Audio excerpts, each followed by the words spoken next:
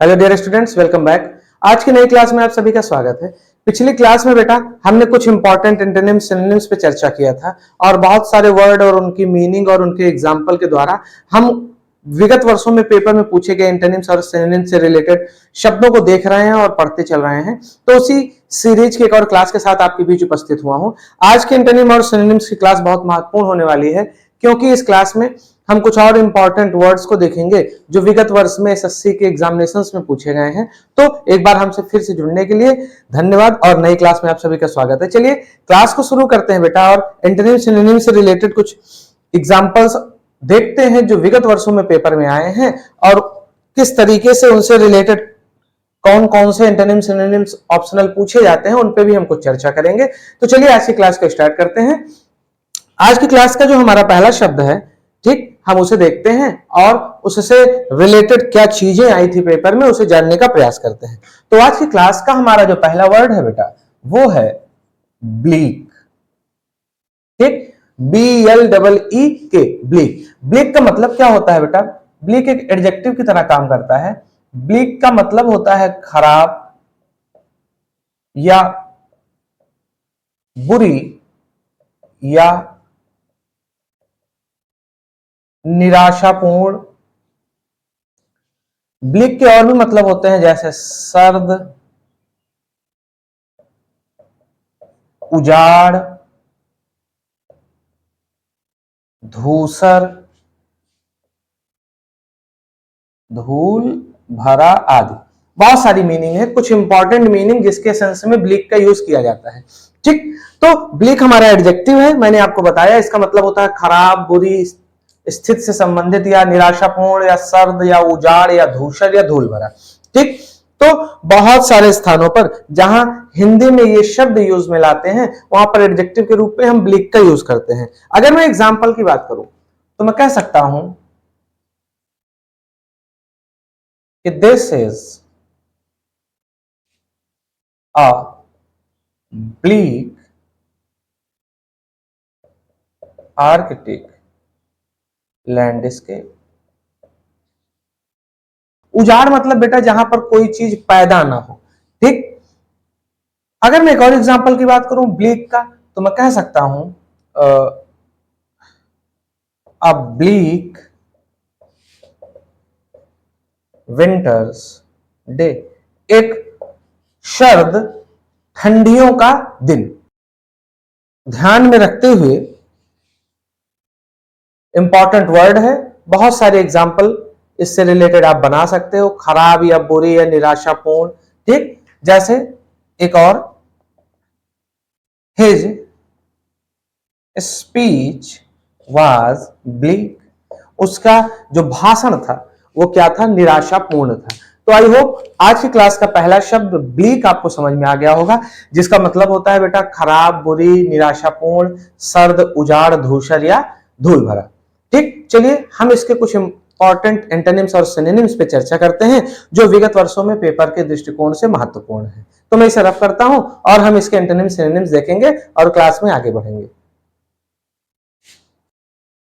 साथियों, क्लास में आगे बढ़ते हुए अगर हम इसके कुछ इंपॉर्टेंट एंटोनिम्स और सिनोनिम्स पे चर्चा करें तो देखिए कुछ इंपॉर्टेंट सिनोनिम्स और एंटोनिम्स मैंने नोट कर रखे हैं जो पेपर के दृष्टिकोण से महत्वपूर्ण है। अगर मैं सिनोनिम्स की चर्चा करूं तो ब्लीक जिसका मतलब होता है खराब, बुरी, निराशापूर्ण, सर्द, उजाड़, धूल, धूसर इत्यादि वाला, तो इसी से रिलेटेड बहुत सारे सिनोनिम्स पेपर में पूछे जाते हैं।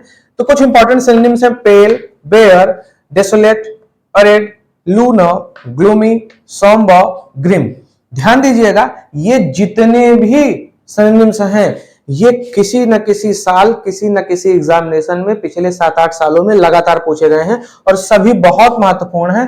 ब्लीक से रिलेटेड सिनोनिम्स से पूछा जाता है, एंटोनिम्स कभी कभार ही पूछा जाता है। अगर मैं एंटोनिम्स की चर्चा करूं तो warm, bright, Sunny and fair. ठीक, तो ये इंपॉर्टेंट वर्ड आज की क्लास का हमारा पहला वर्ड था जो विगत वर्षों में पेपर में पूछा गया है। हमने इस पे चर्चा कर लिया, आई होप आपने इसे नोट कर लिया होगा। चलिए मैं इसे रफ कर रहा हूं और आज की क्लास के हम सेकंड वर्ड को देखेंगे और क्लास को आगे कंटिन्यू करेंगे।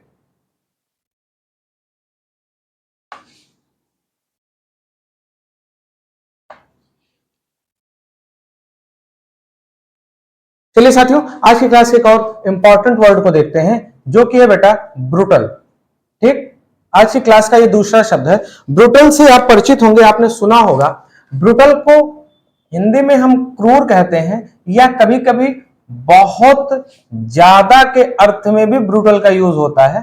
ठीक, तो सामान्यतः ब्रूटल का यूज क्रूर के अर्थ में होता है। कभी कभी जब जैसे भीड़ भाड़ वगैरह ज्यादा हो, या कभी कभी दर्द वगैरह बहुत ज्यादा हो, बर्दाश्त से बाहर वाला, तो उसके लिए ब्रूटल को हम यूज करते हैं। ठीक, तो ये भी एक एडजेक्टिव है।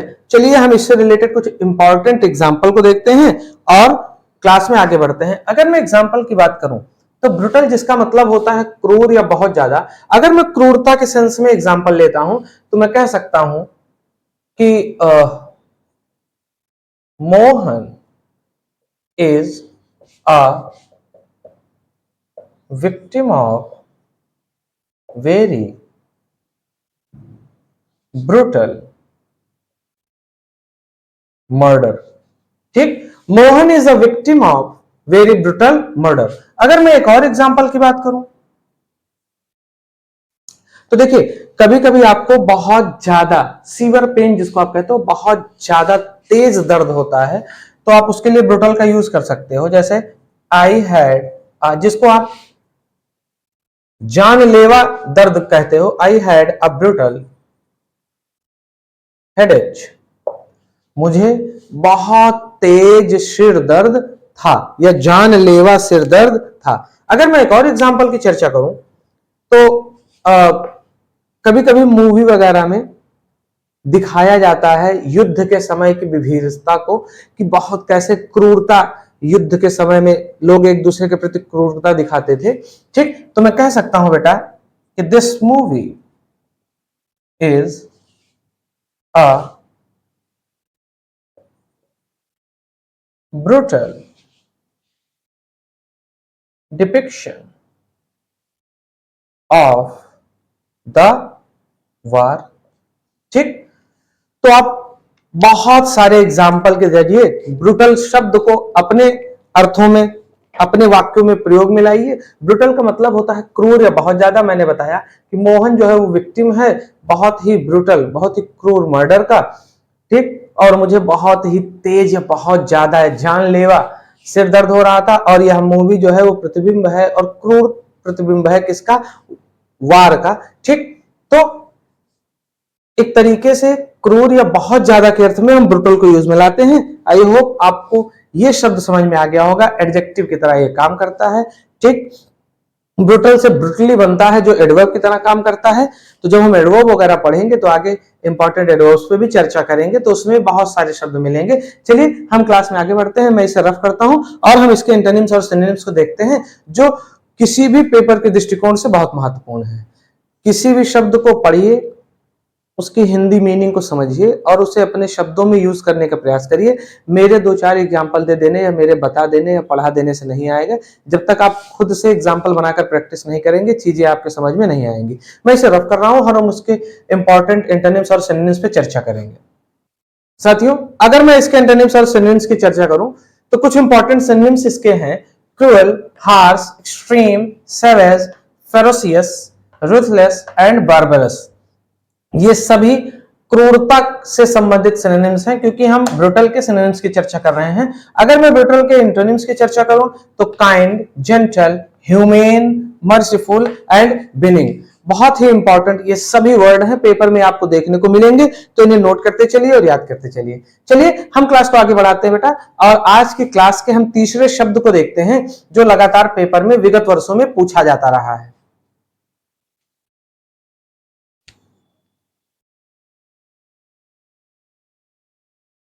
अगर हम एक और वर्ड की बात करें जो पेपर के दृष्टिकोण से महत्वपूर्ण है बेटा, तो वो है ब्रिटल। ब्रिटल जिसे आप टूट जाने वाला या भंगुर के नाम से जानते हो। ठीक, आपने भंगुर और अभंगुर पढ़ा होगा, विज्ञान के विद्यार्थी। नाजुक या भंगुर जिसे कहते हो, जो आसानी से टूट जाए, ब्रिटल। तो आप इसे जनरल भाषा में क्या कह सकते हो? कि जो आसानी से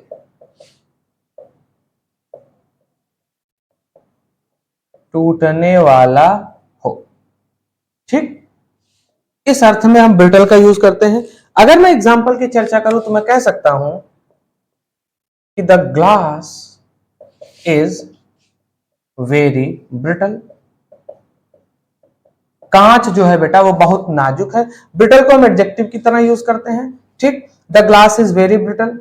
कांच जो है वो क्या है, नाजुक है।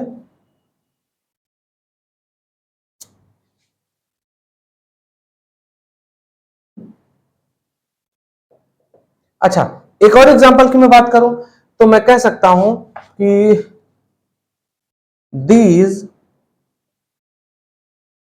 Objects are brittle.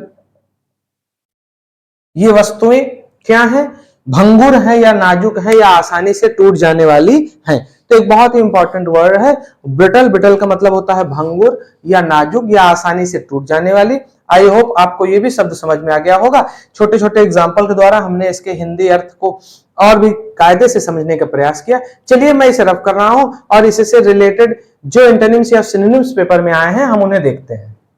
तो क्लास में आगे बढ़ते हुए बेटा, अगर हम ब्रिटल के सिनोनिम्स और एंटोनिम्स पे चर्चा करें तो ब्रेकेबल, फ्रेजिल, डेलिकेट एंड क्रिस्प, ये इसका क्या हो जाएगा, सिनोनिम्स हो जाएगा। और अगर मैं एंटोनिम्स की चर्चा करूं तो resilient, durable, strong, flexible and tough. बहुत ही इंपॉर्टेंट ये शब्द है और लगातार पेपर में पूछा जाता रहा है, चाहे वो ब्रेकेबल हो, चाहे वो फ्रेजाइल हो, चाहे वो डेलिकेट हो या क्रिस्प हो। रेजिलिएंट और ड्यूरेबल ये सभी शब्द लगातार पेपर में पूछे जाते रहे हैं। तो आई होप आज की क्लास का तीसरा वर्ड ब्रिटल आपको कायदे से समझ में आ गया होगा। चलिए मैं इसे रफ करता हूं और आज की क्लास के एक और शब्द को देखते हैं और एंटोनिम्स सिनोनिम्स की इंपॉर्टेंट क्लास में आगे बढ़ते हैं। आज की क्लास का एक और शब्द है बेटा जो बहुत इंपॉर्टेंट शब्द है, वो है बैनिश। बैनिश जिसका मतलब होता है त्याग देना एक अर्थ में, और एक अर्थ में जो इसका सबसे ज्यादा यूज होता है जिस अर्थ में, वो है बेटा निकाल देना। निकाल देना, या मैं कहूं कि देश निकाला देना। तो देश निकाला जो शब्द है इसका मतलब है किसी को पनिशमेंट के रूप में आप जब स्थान विशेष से भगा देना या बाहर कर देना के अर्थ में हम बैनिश का यूज करते हैं। अगर मैं एग्जाम्पल की बात करूं जिसका मतलब होता है त्याग देना, तो मैं कह सकता हूं कि शी बैनिश्ड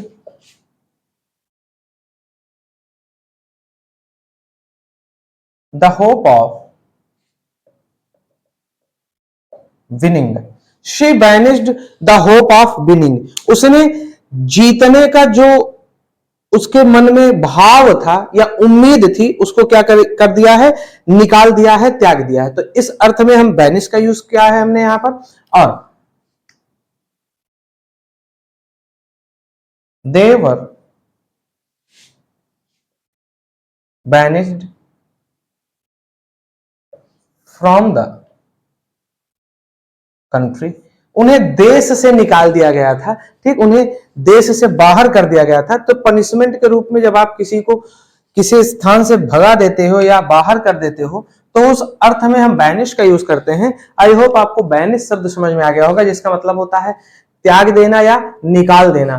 चलिए हम इसे रफ करते हैं और इससे रिलेटेड एंटोनिम्स और सिनोनिम्स पे चर्चा करेंगे। बहुत ही इंपॉर्टेंट ये सभी वर्ड हैं। वर्ड को याद करते चलिए, उसकी मीनिंग को याद करते चलिए और इन्हें अपने सेंटेंस में यूज करिए और प्रैक्टिस में लाइए, तभी ये याद रहेंगे, नहीं तो आप भूल जाएंगे। चलिए हम इसके कुछ इंपॉर्टेंट एंटोनिम्स और सिनोनिम्स को देखते हैं। बच्चों, अगर मैं इस वर्ड के इंपॉर्टेंट एंटोनिम्स और सिनोनिम्स की चर्चा करूं तो बैनिश जिसका मतलब होता है त्याग देना या निकाल देना या देश निकाला देना, इसका इंपॉर्टेंट सिनोनिम जो विगत वर्षों में पूछा गया है वो है exile, expel, deport, evict, eject, throw out या एक्सक्लूड। इसको याद रखिएगा, एक्सक्लूड कई बार पेपर में पूछा गया है। और अगर मैं इसके एंटोनिम्स की चर्चा करूं तो इसका मतलब है त्याग देना, तो इसका एंटोनिम जो विपरीत अर्थ होगा उसका मतलब होगा ग्रहण कर लेना या ले लेना। तो admit, receive, accept, shelter and include, exclude. Exclude देखा मुझे तो छूट गया था, इंक्लूड भी याद आ गया। तो इंक्लूड इसका मतलब होता है जमा कर लेना या ले लेना। तो आई होप आज की क्लास के ये सभी शब्द और इसके इंपॉर्टेंट एंटोनिम सिनोनिम्स आपको कायदे से समझ में आ गए होंगे।